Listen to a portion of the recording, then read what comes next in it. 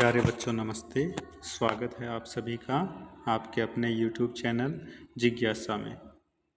प्यारे बच्चों, आज हम ईदगाह, जो कि एक पाठ है आपकी किताब में, परीक्षा की दृष्टि से यह पाठ नहीं है, अर्थात इस पाठ में से परीक्षा में कोई प्रश्न नहीं पूछा जाएगा, लेकिन यह पाठ बहुत महत्वपूर्ण जानकारियों से पूर्ण है। इस पाठ में बहुत सारी आवश्यक जानकारियाँ हैं, आवश्यक बातें हैं जो आपको पता होनी चाहिए। तो इस पाठ के बारे में जो भी विशेष है वो आज हम पढ़ेंगे। ईदगाह, इस पाठ के लेखक मुंशी प्रेमचंद जी हैं। विशेष, इस पाठ में क्या क्या विशेष आया है वो आपको अभी बता रहा हूँ, आपके सामने स्क्रीन पर है।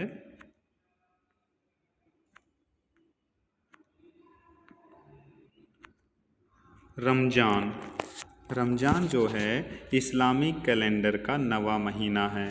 जिस तरह से हमारे कैलेंडर हैं जनवरी, फरवरी, मार्च, ये महीनों के नाम हैं, उसी तरीके से हिंदू कैलेंडर भी होता है, उनमें भी महीनों के नाम होते हैं।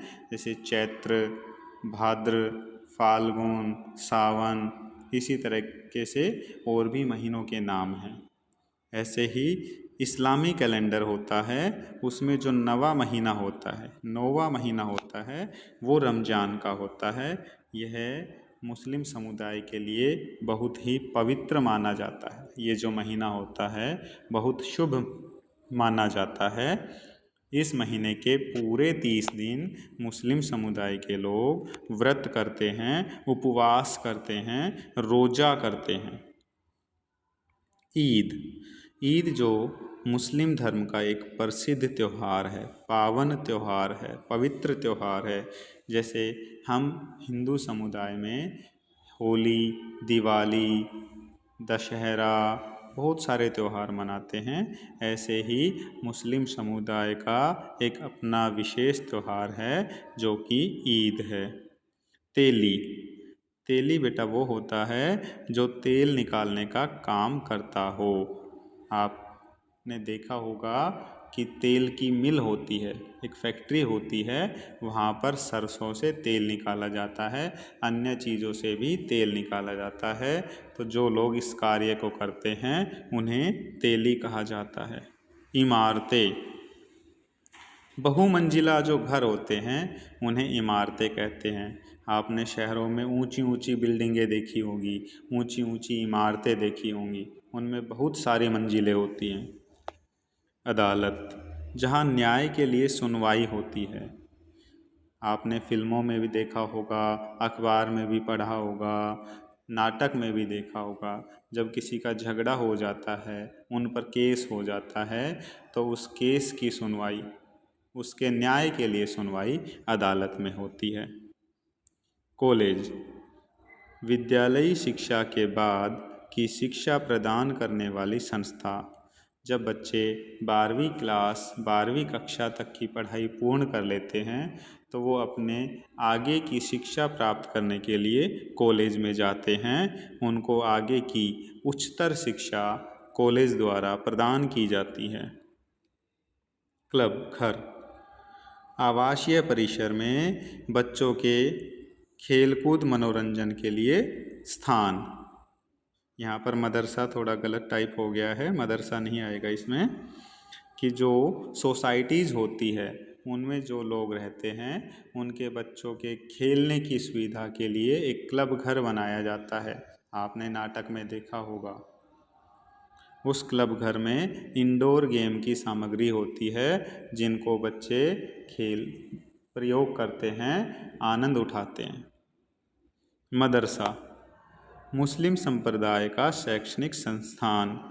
जो मुस्लिम समुदाय के लोग होते हैं उनकी शिक्षा के लिए जो संस्था होती है उसे मदरसा कहते हैं।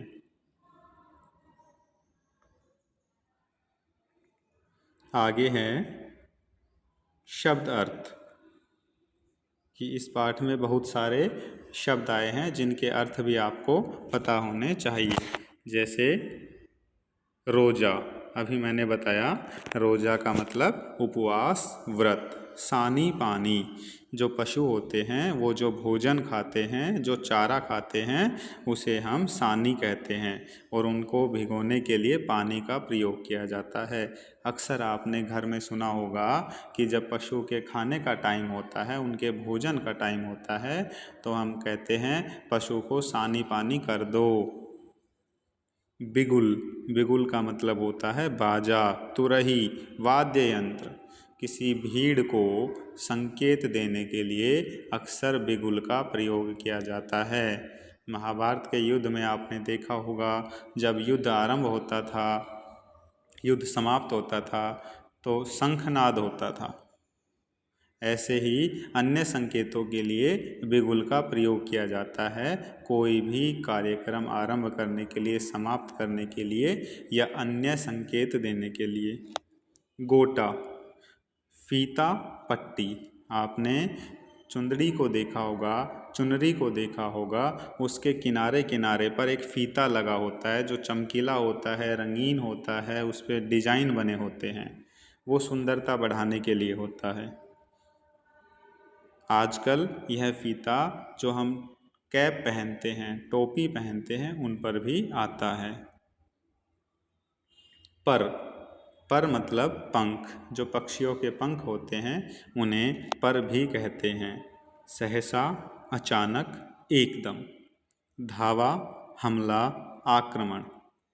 धावा का मतलब होता है हमला करना, आक्रमण करना, टूट पड़ना। ग्रामीण, गांववासी। जो लोग गांव में रहते हैं उन्हें ग्रामीण कहते हैं। आगे है दल, लोगों का समूह। जहाँ बहुत सारे लोग समूह में इकट्ठा हो जाएं, एकत्रित हो जाए, तो उसे दल कहा जाता है। आगे है हिंडोला।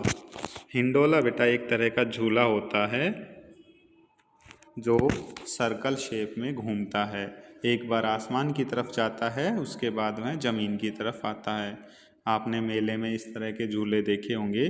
कोश, कोश मतलब खजाना, भंडार। जैसे शब्दकोश, शब्दों का भंडार होता है, शब्दों का खजाना होता है। राजकोष, जो राज्य का, राजा के पास जो धन होता है वो राजकोष में एकत्रित होता है, इकट्ठा रहता है। कतार, कतार मतलब पंक्ति, लाइन। आप विद्यालय में आते थे तब रोज़ सुबह प्रार्थना के लिए कतार में खड़े होते थे, लाइन में खड़े होते थे, पंक्ति में खड़े होते थे। गुजरिया, गुजरिया का मतलब होता है गुर्जर समुदाय की स्त्री। और पैरों में पहने जाने वाला गहना, जो पैरों में गहना पहना जाता है उसे गुजरिया कहते हैं। भिश्ती, भिश्ती मशक से पानी ढोने वाला आदमी।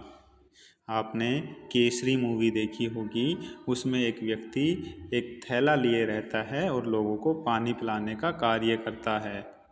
तो एक थैला होता है विशेष प्रकार का, चमड़े का थैला होता है जिसमें पानी भरा जाता है, पानी एकत्रित किया जाता है और उसे ढोने के लिए एक स्थान से दूसरे स्थान पर ले जाने के लिए प्रयोग किया जाता है।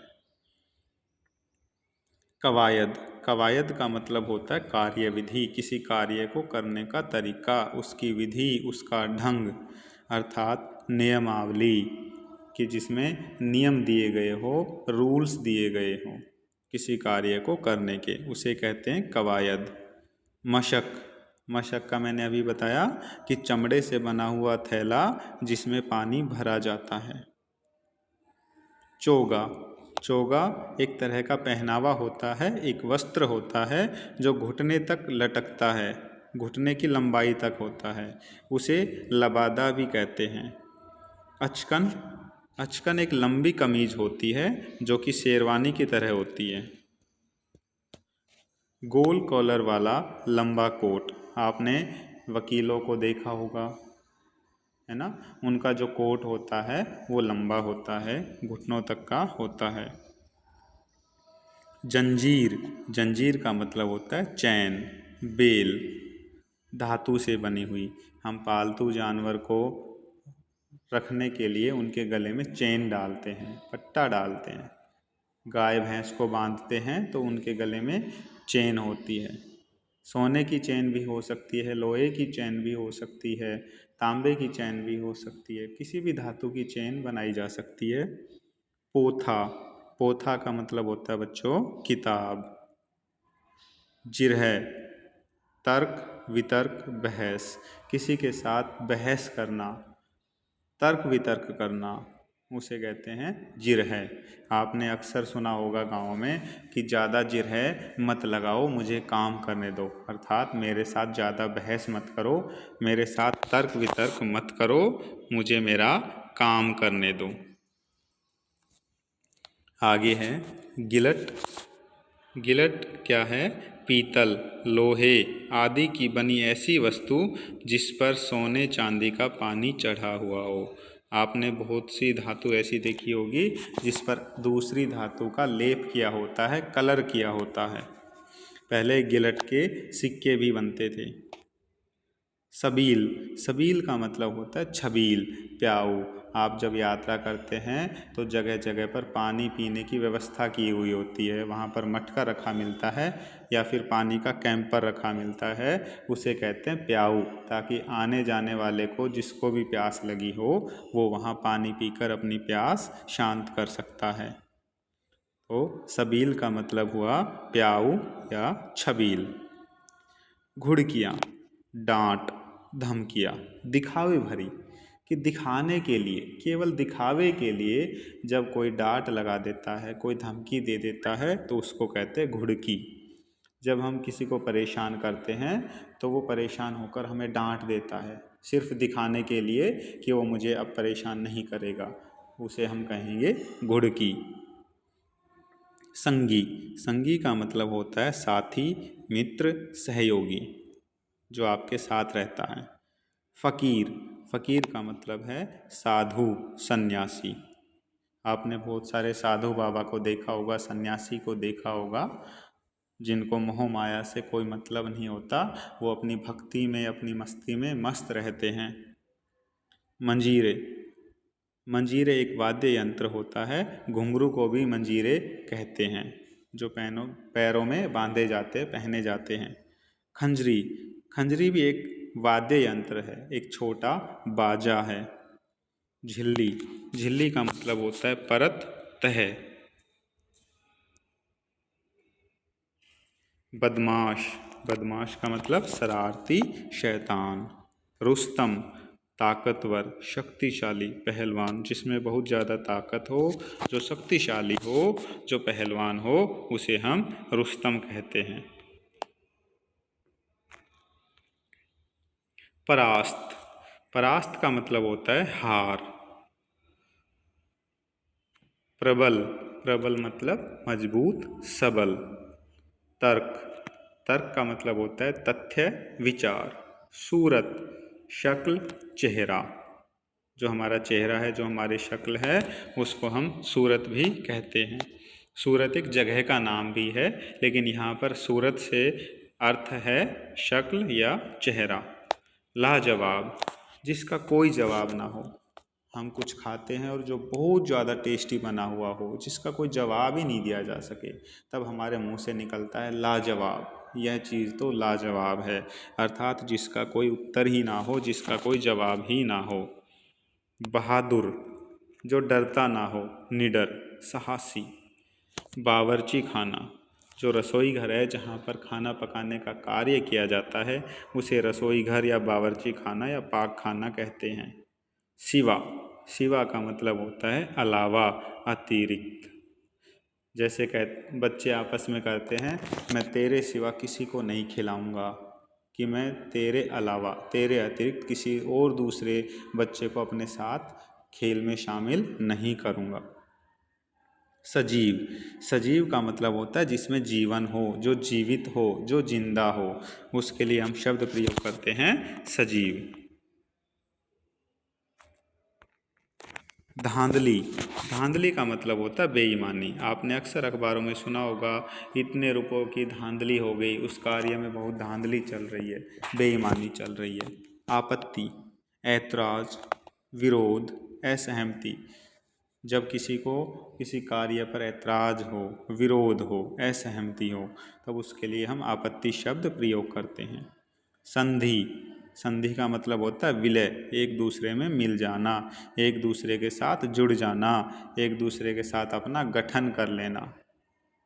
जैसे राजनीतिक पार्टियां आपस में विलय कर लेती है, गठन कर लेती है, संधि कर लेती है, अपना मिलाप कर लेती है, मेल मिलाप। बादशाह, बादशाह का मतलब होता है राजा, शहंशाह, सम्राट। परलोक, परलोक का मतलब होता है स्वर्ग। आपने सुना होगा वह परलोक सिधार गए, स्वर्ग सिधार गए, मतलब वो दूसरे लोक में चले गए, पृथ्वी लोक को छोड़कर चले गए। अस्थि, अस्थि का मतलब होता है बच्चों हड्डी। चिथड़े, जब कपड़े को हम फाड़ देते हैं, कपड़े के बहुत सारे टुकड़े कर देते हैं, तो उसके लिए चिथड़े शब्द प्रयोग करते हैं। विकार, विकार का मतलब होता है त्रुटि, अवांछित परिवर्तन, मतलब जिस चीज़ को हम नहीं चाहते और वो चीज़ हो जाए। आप ड्राइंग बनाते हैं, ड्राइंग में कहीं गलती हो जाए, मिस्टेक हो जाए, तो वहाँ पर त्रुटि हो जाती है। आप हैंड राइटिंग करते हैं, कोई शब्द गलत लिखा जाता है, स्पेलिंग मिस्टेक हो जाती है, अर्थात वर्तनी अशुद्धि हो जाती है, तो उसे भी हम त्रुटि कहते हैं।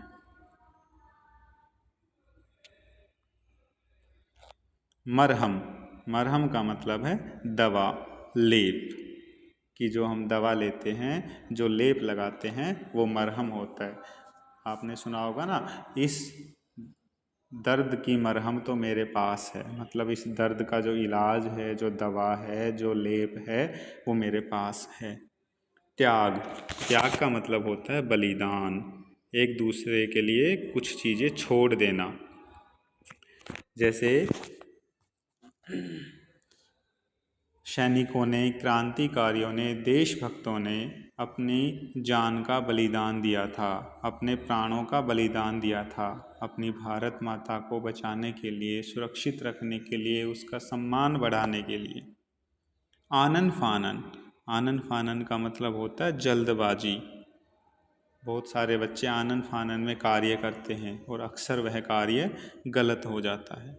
ज्ञात, ज्ञात का मतलब है मालूम, पता होना, कि यह चीज़ तो मुझे मालूम है, यह बात तो मुझे ज्ञात है। या हम कहें जानकारी होना, पता होना। बेसमझ, बेसमझ का मतलब होता है नासमझ, जिसमें समझ ना हो, समझदारी ना हो। सद्भाव, सद्भाव का मतलब होता है अच्छे भाव, जिसके अंदर अच्छे विचार हो, अच्छे भाव हो, उसके लिए हम प्रयोग करते हैं सद्भाव। विवेक, विवेक का मतलब होता है समझ, बुद्धि। शल्य, शल्य का मतलब होता है चीर फाड़। आपने सुना होगा, ऑपरेशन शब्द सुना होगा, जिसमें चीर फाड़ होती है, उसे कहते हैं शल्य। दामन, साड़ी या दुपट्टे का वह भाग जो कंधे पर हो, कि जो साड़ी या दुपट्टा ओढ़ा जाता है, पहना जाता है, तो उसका एक हिस्सा कंधे पर होता है, उसे दामन कहते हैं।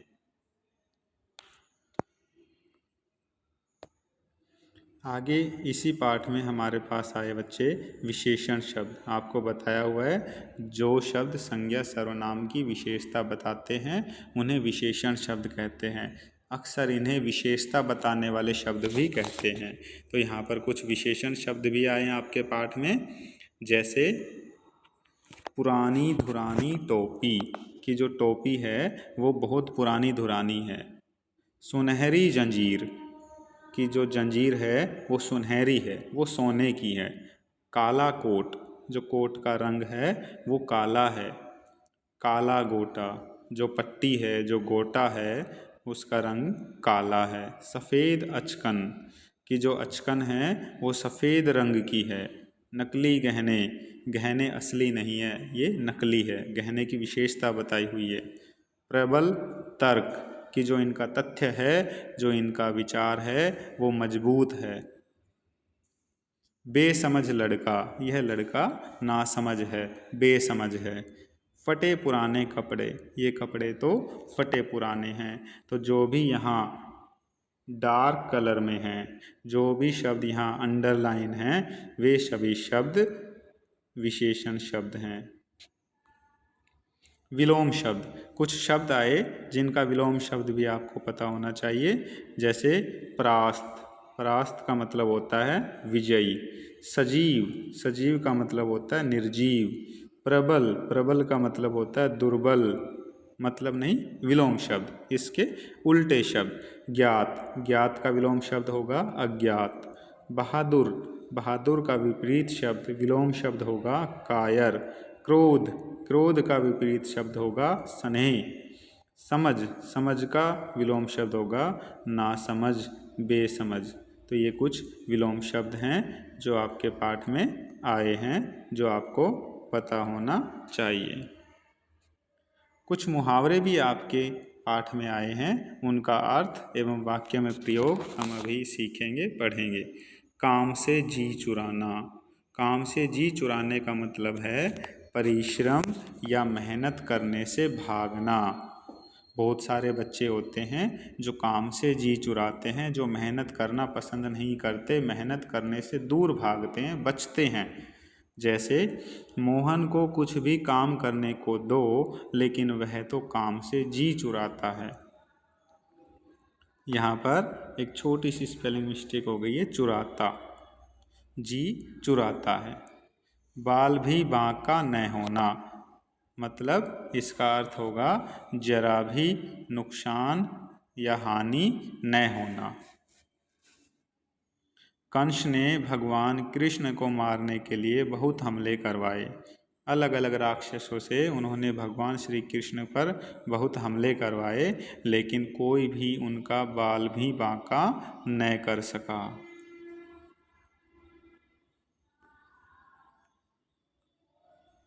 अगला मुहावरा है छक्के छूटना, बुरी तरह हार जाना। क्रिकेट मैदान पर भारतीय टीम के सामने पाकिस्तान टीम के छक्के छूट जाते हैं, वो बुरी तरह हार जाती है। एड़ी चोटी का जोर लगाना, पूरी ताकत लगा देना, अपनी पूरी मेहनत लगा देना। भारतीय धावक मिल्खा सिंह दौड़ जीतने के लिए एड़ी चोटी का जोर लगा देते थे, अपनी तरफ से पूरा प्रयास करते थे। माटी में मिलना, समाप्त हो जाना, नष्ट हो जाना। कुछ लोग कठिन परिश्रम से कमाई हुई इज्जत को थोड़े से लालच की वजह से मिट्टी में मिला देते हैं।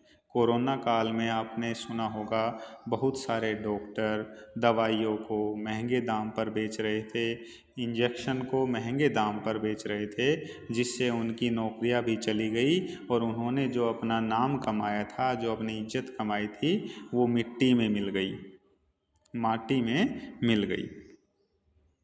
वीडियो देखने के लिए बहुत बहुत धन्यवाद बच्चों। वीडियो को लाइक करें, शेयर करें एंड चैनल को सब्सक्राइब करें। Thank you.